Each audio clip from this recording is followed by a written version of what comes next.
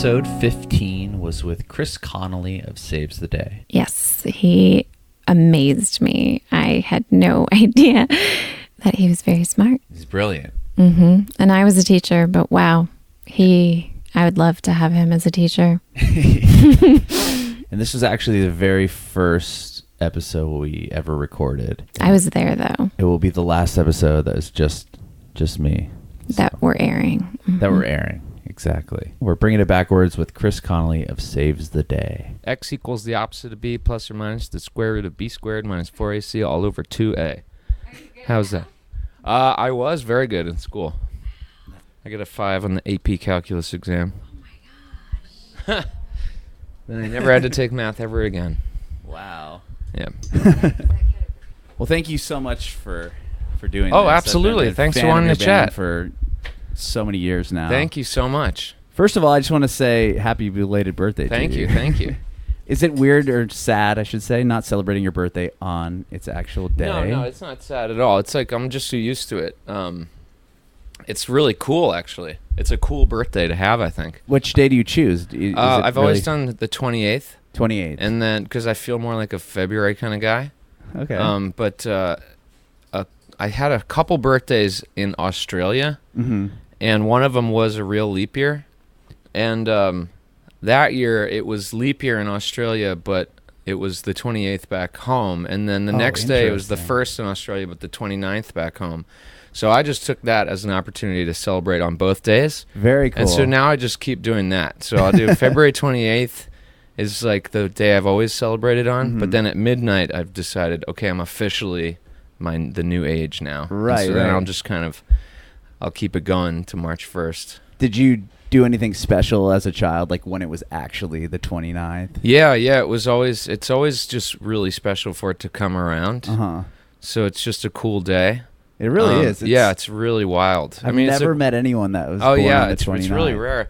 The bass player for Remo Drive, Steven, is born on leap year as well, but he was born when I turned 4. Oh, yeah, because in other words, 4 years. 16. So when I was 16, he was born on leap year. And I remember that day really clearly because in my high school, they had like a whole assembly and to acknowledge that that it was my birthday. Oh, wow. So that was cool. We had like these assembly meetings, like once every other week or something like that. Okay. And so it fell on that day, and so they the whole thing was about they wanted to acknowledge that one of our students is born on leap year. So that's really cool. Really cool. That is really cool. You want to tell me a little bit about growing up in Princeton, New Jersey? Princeton was awesome. It's a great town, cool college town. Yeah. A lot of really smart people. And there was a really, really cool punk scene as well, like hardcore. Is that right? Tell me more about that. Music.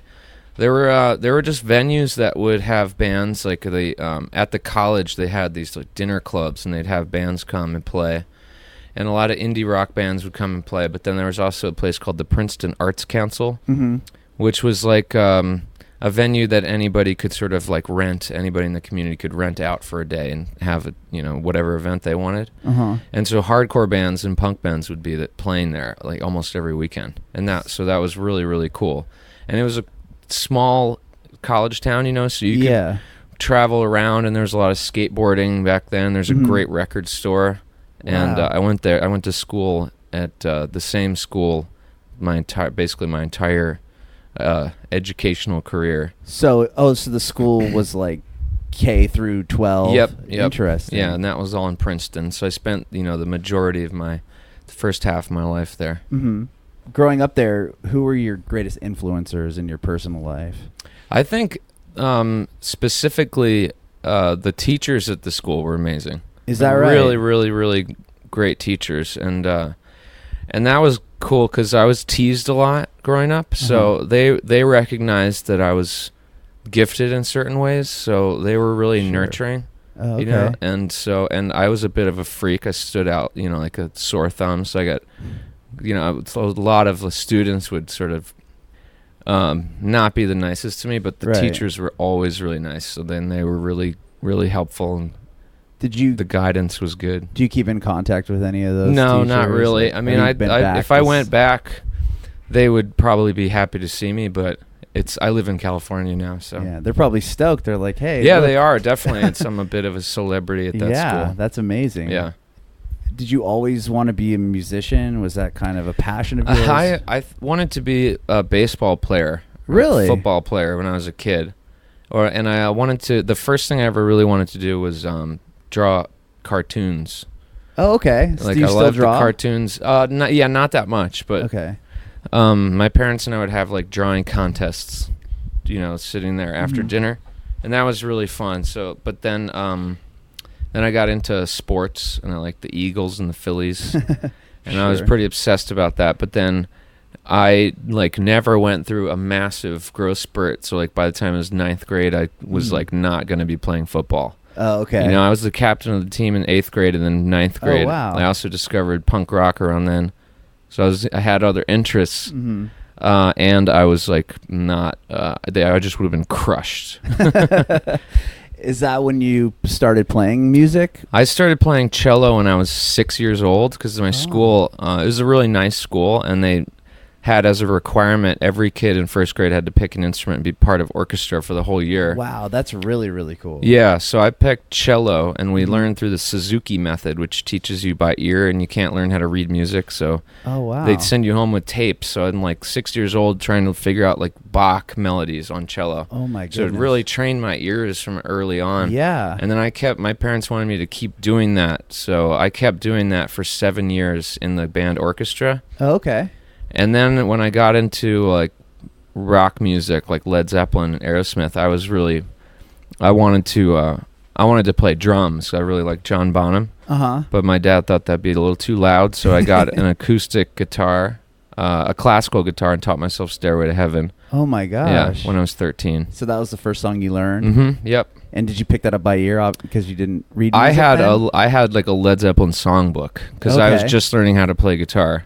I knew how to play cello by ear, but guitar was a whole lot more going on. On cello, Right, you of just play course. single notes, basically. You're not really doing much chords. Mm-hmm. So the relationship of the notes and the strings are different on guitar, and there's more going on. And I didn't know how to play, so I got a book and learned Led Zeppelin. That's amazing. Yeah. Do you still know how to play the cello? Are you still I can actively make playing it. or I just- can make it make noise. Okay. Yeah. So you haven't used that skill set. No, well, since we then? did do a bowed bass guitar, I think, on the Selftitled album, Okay. and I just played it for fun, but Rodrigo tracked it.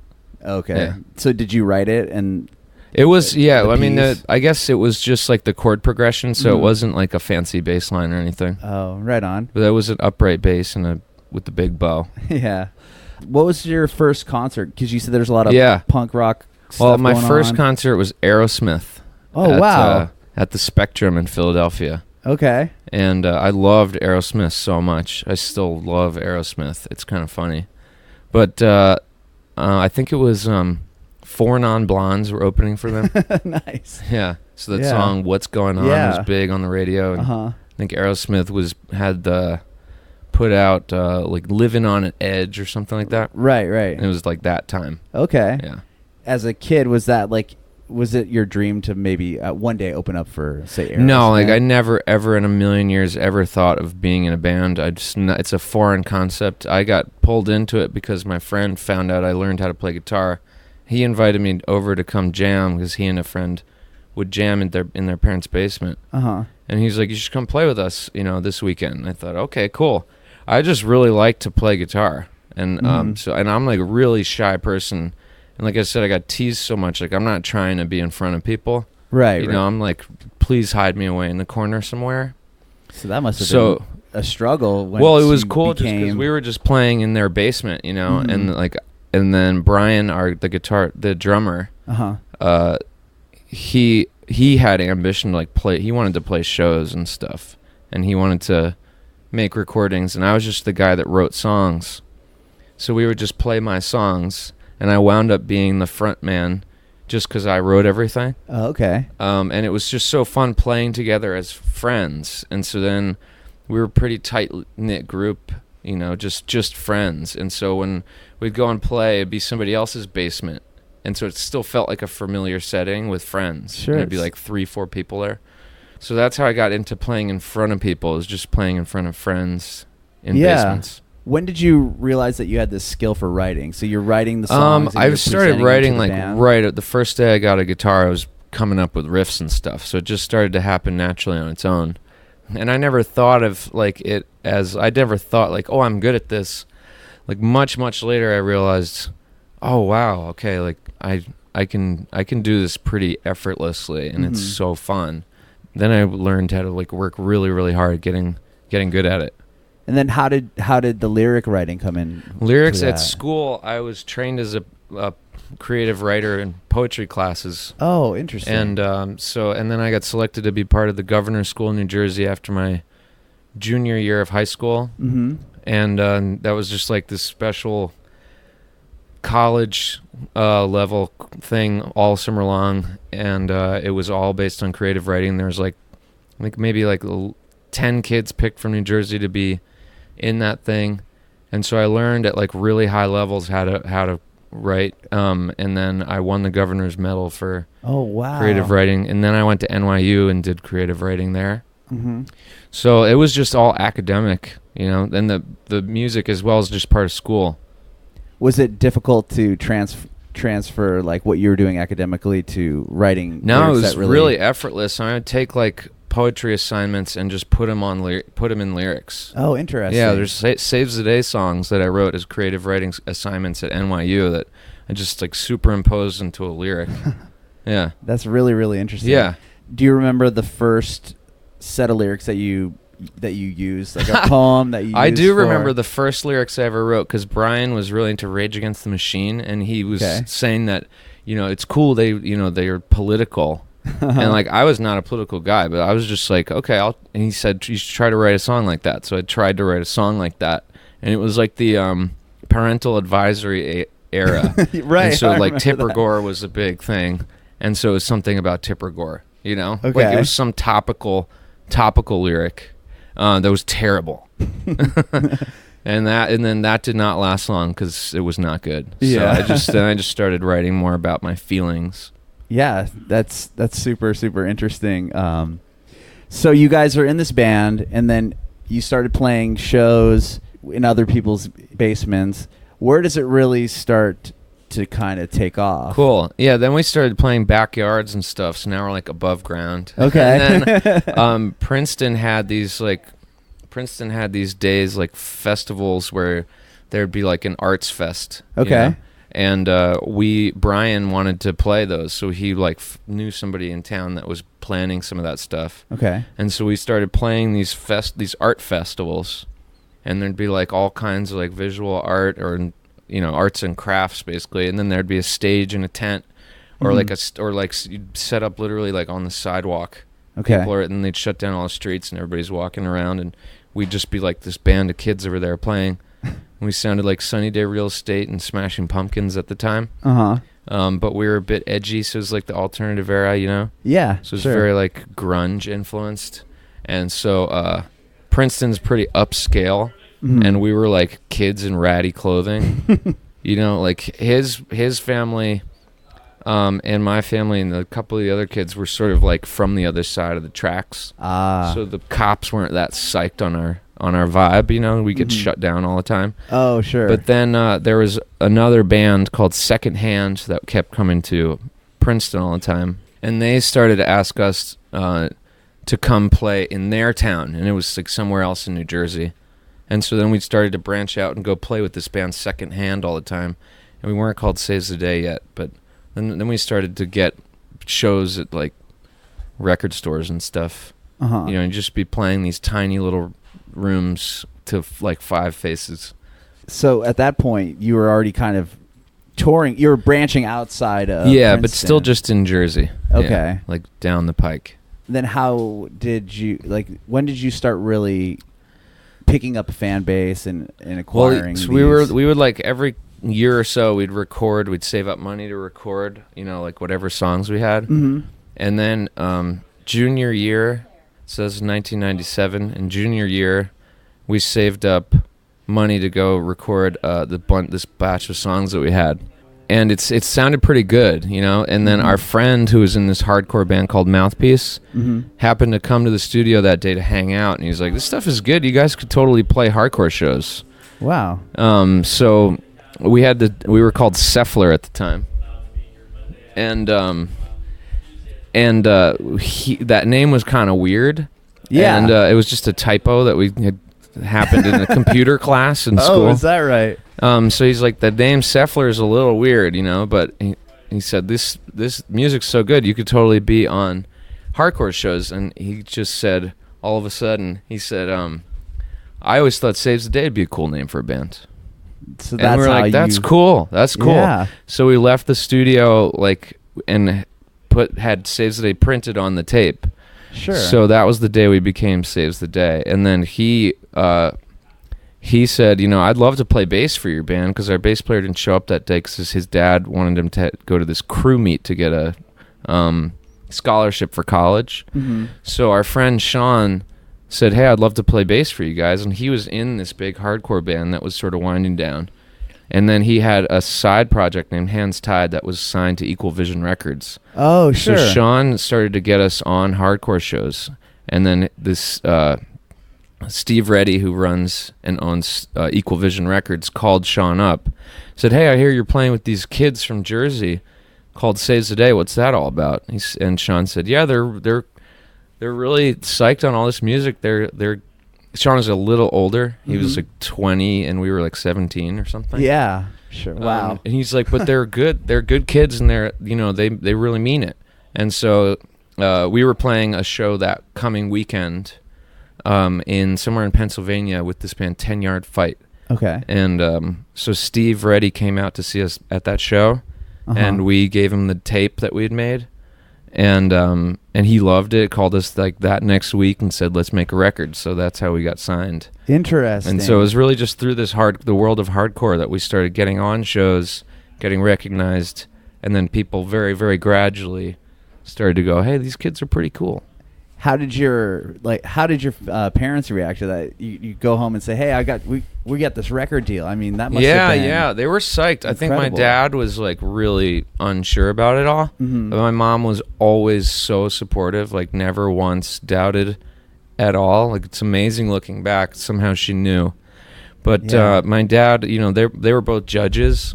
So wow. my dad was like, you could do anything you want. You can't, like, what are you doing? Been doing this punk rock, like weird dyed hair and stuff. As a total freak. And it was weird for him. And all of his colleagues were like, what is Christopher doing? Sure. He's a smart kid. I got really good grades and whatnot. And then they thought, this guy could do whatever he wants. So years later, my dad thought, wow, this is amazing. Yeah. Who gets to do what they love, and and they're appreciated for it, and they make an impact, and they make a difference. Sure. So now he and his judge and lawyer friends are always fascinated by what's going on. And they're massive Saves the Day fans. That's really incredible. That is really incredible.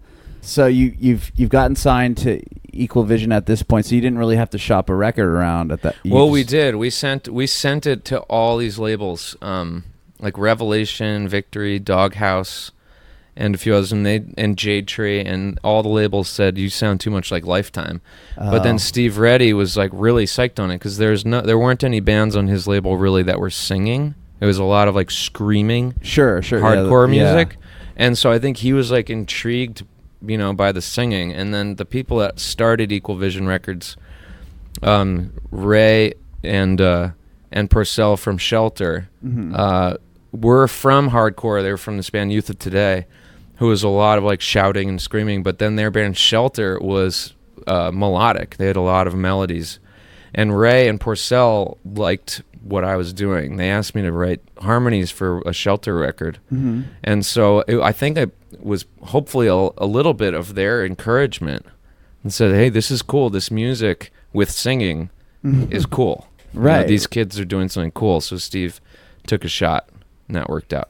And then did Equal Vision put you out on your first they set us tour? up. So when we made the album in winter break of the senior year in high school, this was December 1997, in 8 days we go back to school, finish the year, and then when we graduated high school, they put us on tour. We did our first full U.S. tour with a band called Bane, who was on Equal Vision. Sure.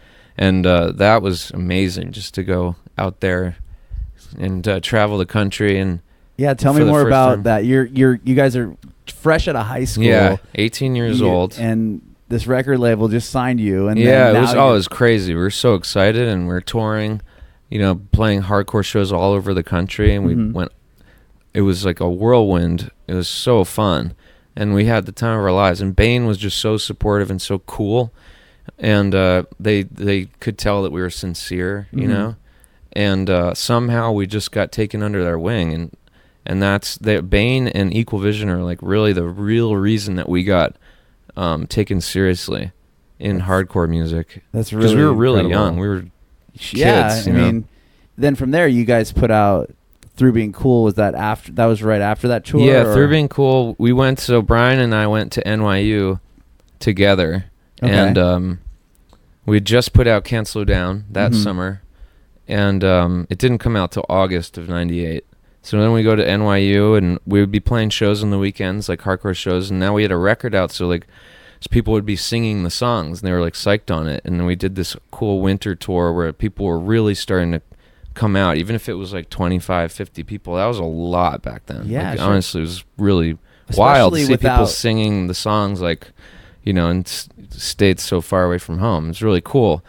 So then we went back to NYU for the spring semester, and I was writing songs all along that would become Through Being Cool. And at the end of that semester, we had 11 days booked in a studio to make the second album, and we went in there and made it.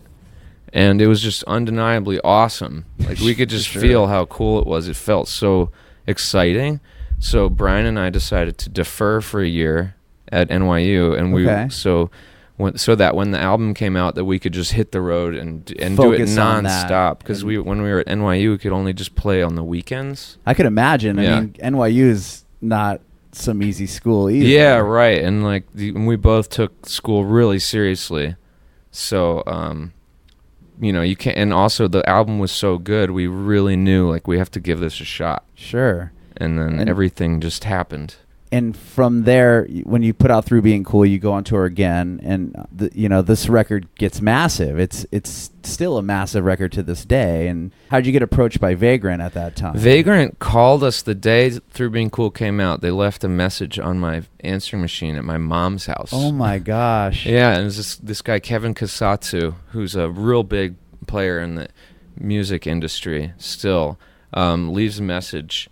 He's like, "Hey, this is Kevin from Vagrant Records. We'd love to talk with you guys." And we flipped out because the Get Up Kids had just signed to Vagrant. Sure. And we were obsessed with the Get Up Kids, and they were the biggest thing. So we thought, gosh, I guess this Vagrant Records is awesome. So we got courted by all the major labels and all the indies and everything, but Vagrant felt like the right place. And we were being told, you guys are going to be the next Blink-182, blah, blah, blah. And we're like, we don't want to be the next Blink-182, we're saves the day. So we signed with Vagrant, and that was amazing, because then a lot of these bands from our world of music wound up on Vagrant, and it was like a home base for all these sick emo bands. It really was. Yeah. I mean, their lineup at that time was insane. Yeah. When these other labels are trying to wine and dine you, tell me about that a little bit. Well, it was cool. It became much bigger after Stay What You Are. Okay. Even though we were still on Vagrant Records, all of the labels, we were really happening, so all the labels started to fly us places, and go have, hang out at David Geffen's house and stuff, and meet with Mo Austin for dinner. It was really completely wild. I can imagine. Hanging out in Jack Warner's mansion with 5,000-year-old piece of alabaster and your drinks resting on it. It's really wild stuff. Yeah. Getting flown to the Super Bowl and whatnot. Wow. It was cool. It was really cool. And we decided to go with Dreamworks because we had made in Reverie, and all of the labels were coming to listen to it, and they all started this bidding war to buy in Reverie from Vagrant. Oh, so In Reverie was already a complete record. Yep, we were finishing it in the studio, and all these labels were swooping down to try to snatch us up. Sure. And so they're all coming in while we were mixing the record, and they'd all take turns. One day it would be Tom Wally, the next day it'd be Luke Wood, so on and so forth. So everybody came to try to sign the band. Mm-hmm. We liked Dreamworks because they were independently owned, so they weren't like, they didn't have like shareholders, which is what a major label is. So it's, you know, if you don't make enough profits, like somebody that's has nothing to do with music can complain that you're gonna make more money next quarter. You know, Dreamworks, it's called Dreamworks because it's about making their, you know, dreams of artists come true, you know. Mm-hmm. So we signed with them. Mm-hmm. And then put out the album, and then a month after the album came out, David Geffen sold the label to Universal, so we wound up on Interscope, and we'd already, you know, met with them and met Jimmy Iovine a bunch, had dinner at his house and stuff, and really liked him so much and liked everyone at Interscope, but it was, we were wounded from having the label like pull the rug out from under every single band was cut from that label except for Saves, AFI, Jimmy Eat World, and I think Brand New, maybe something like that. And so the four of us wound up on Interscope, but we were like really phased by the whole thing. I can imagine. So we asked graciously if we could get out of the contract, and they honored that. So then we wound up back on Vagrant. So we had like a very brief experience at a major label. I want to go back to when you're signed to Vagrant, you put out Stay What You Are. That's kind of really where the commercial success starts to, you guys really pushed it at that point. We had that's when you started. We made a splash. There wasn't much commercial success, but we definitely. You had videos on. I remember seeing your video on MTV as a kid. Yeah. Well, I mean, just like in terms of, we came on the scene in a major way, Sure. But like Saves the Day was never commercial. Like we never had a gold record, or right. Never sold 1 million records, not even close to 500,000. We're just like an artist band. Okay. And so then all these labels wanted to sign us because all the other bands liked Saves the Day, and there's a lot of bands starting to kind of sound like Saves the Day. Sure. So like, well, we want to get the original, DNA here. So, yeah. But it's not like Saves the Day isn't commercial. You can't sell it. It's like edgy music and about kind of dark themes. It's not. So it's just, I mean, that's just sort of a technical answer. Correct. But I know what you mean. We were on MTV. I mean, I was going to ask you, like, do you remember Jimmy Kimmel and stuff? The first time you heard your song on the radio? I don't think I've ever heard Saves the Day on the radio. Is that we right? never were played on the radio. We didn't, because radio stations would say it doesn't fit the format. Sure. We didn't sound like Limp Bizkit and stuff. So I think the thing is, we made, like, culturally, we made an impact, but not commercially. Okay. Yeah. But we'll go back to, do you remember seeing your video on MTV? Oh, definitely. Yeah, they debuted it, played it every hour on the hour of the day that video came out. Oh my, were you guys watching it? Like, yeah, we were on tour with Blink-182 and Green Day, playing like these sold out arenas. Oh, that was the Pop Disaster tour? I believe. Yeah. I saw that here in San Diego. Yeah, so, and maybe it was the Weezer tour when that video came out, and then I think on Green Day we'd put out Freakish. Okay, sure. Video. But At Your Funeral came out when we were on tour with Weezer, which is the first arena tour we ever did. And so we're like on this tour bus and like watching us on the TV.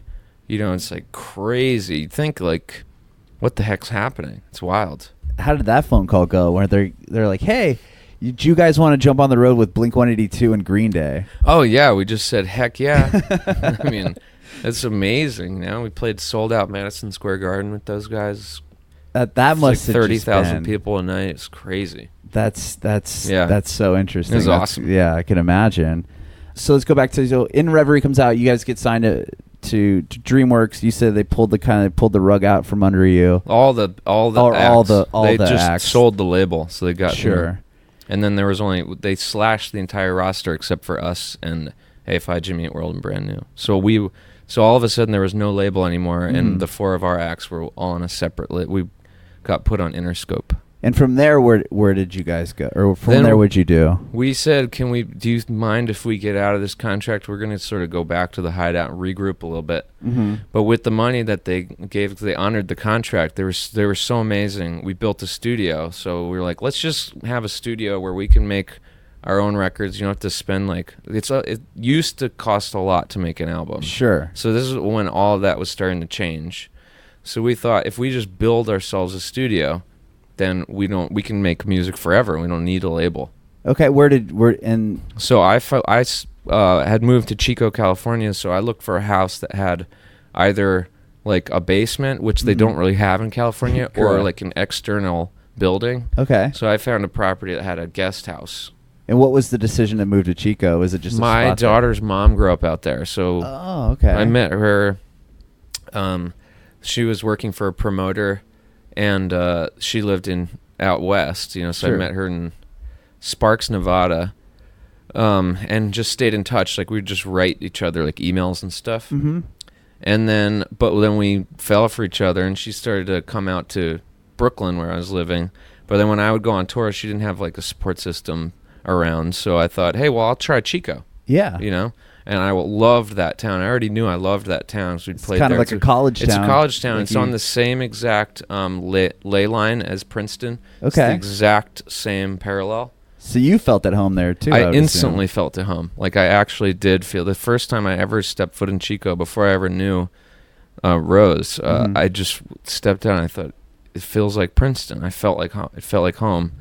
So I wound up out there with her, and then we got engaged and got pregnant, and then I was like, okay, so I'm gonna buy a house and look for a place to build a studio, and then I could just be here.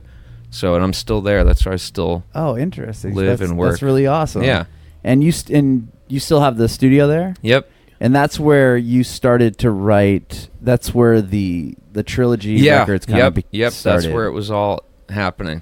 So when you started writing "Sound the Alarm," did you know when you started penning everything out? Did you kind of have a concept that it was going to become like What's this? interesting is it like the music very much writes itself, and I just followed like this intuition, this feeling. Mhm. The first song that I wrote was a song that wound up on Under the Boards, which is the second album Sure. of that 3-album arc. So, and all these songs, like 86 songs or something, just like burst out of me. Oh my gosh. And then it was really fun to sift through all that stuff and create this arc. And some of the music that I wrote early on in that process wound up on Daybreak, the third record. Mm-hmm. So it was just all kind of happening at once. So you had all these songs. I had all then these you songs, kinda and I was had like to- charting them out on an actual chart and writing all the lyrics and highlighting stuff and making connections, drawing lines, and saying, okay, well, this can happen at the end of this record.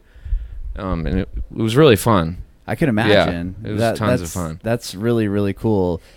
By the time Daybreak comes out, like the first song on that record is like 11 minutes long. Yeah. Also, so Yeah. was that song written within those? Yep, there were like 6 songs. Yep, there were like all these ideas, and then one day, like the spark came. Like I don't even know why this stuff happens, but I could hear 5 of these songs all in one song. Like so, there were 5. They started as 5 separate songs. Sure. But like all of a sudden, I could hear them all flowing into one another in my head. So I grabbed the guitar, and I was like just so excited. It was like this fever, and like played the 11 minutes, like one song after another, and I was like, this is the coolest thing I've ever done. That is awesome. So it was just so much fun. It just like came out like that.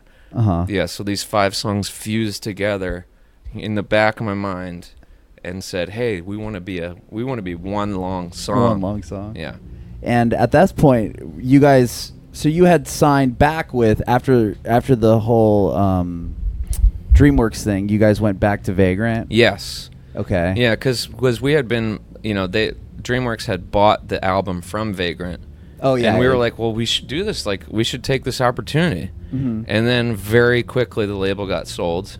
We asked to get out of the contract. Yeah. And then we were like, Vagrant was. We didn't want to leave Vagrant. We just couldn't say no to this opportunity. Of course. So then it was like, let's go back to Vagrant. So you went back to Vagrant Yeah. for Sound the Alarm, or actually that whole trilogy, was that all on Vagrant? I think Daybreak is on Razor and Tie.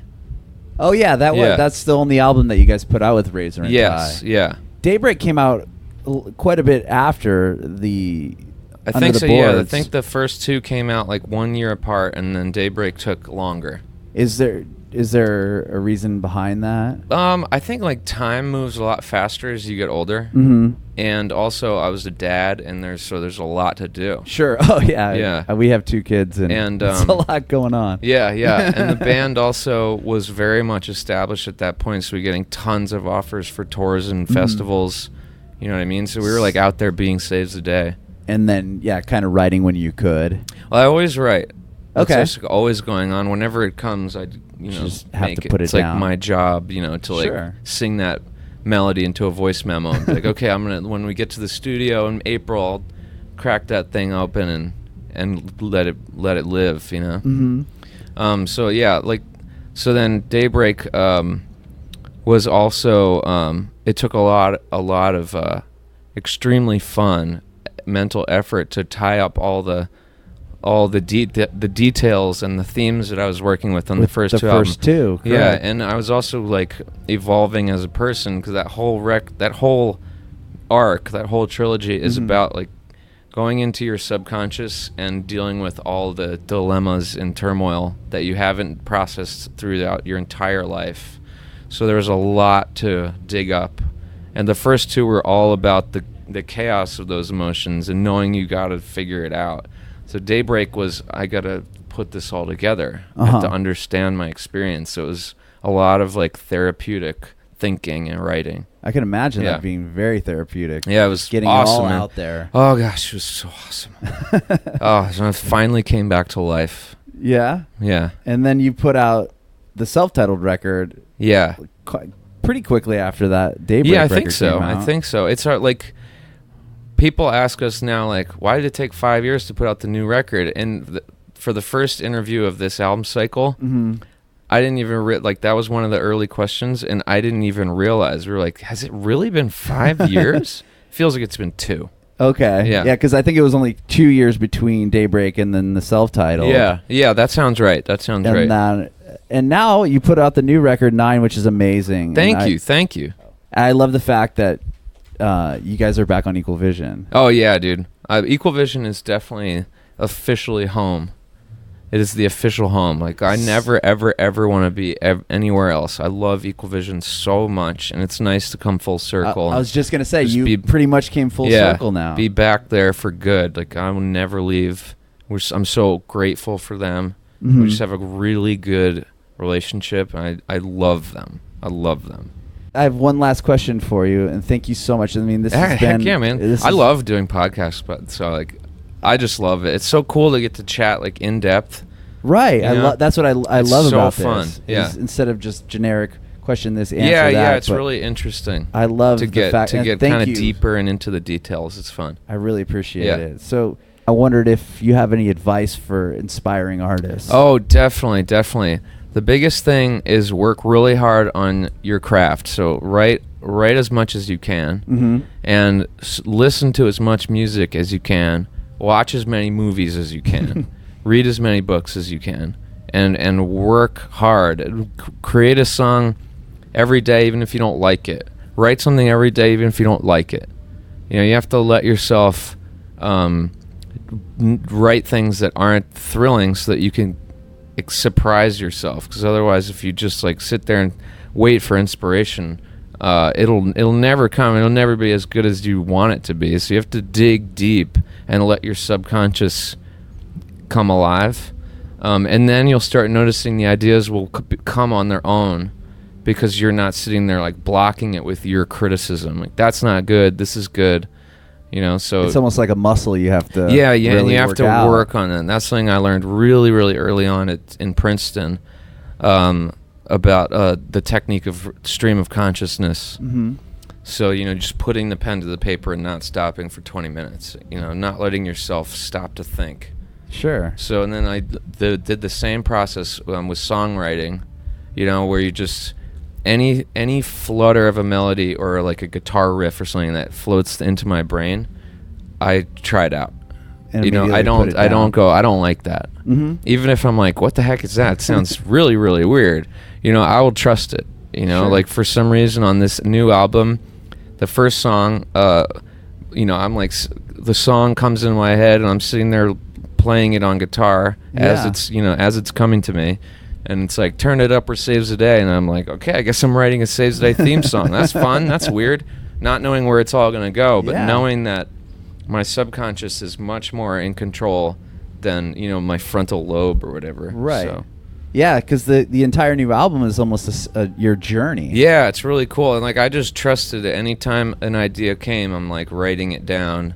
And there was weird moments where it was things that I didn't even want to think about, but they would come up, and I trust the process so much that I just put the pen to the paper and I wrote whatever was coming into my head. And I'm really glad that I have that as a tool in life, because I feel like I can weather the storm through writing. Okay. It's just a really great way to understand your experience, and you create art out of it, and it helps people when it connects, because I write from a place of honesty and truth. So if somebody else is going through what I'm feeling, they will feel that truth in there. And so I'm grateful to get to be able to do it. I'm grateful to get to do it still after so many years, and it's just more and more rewarding and more fun.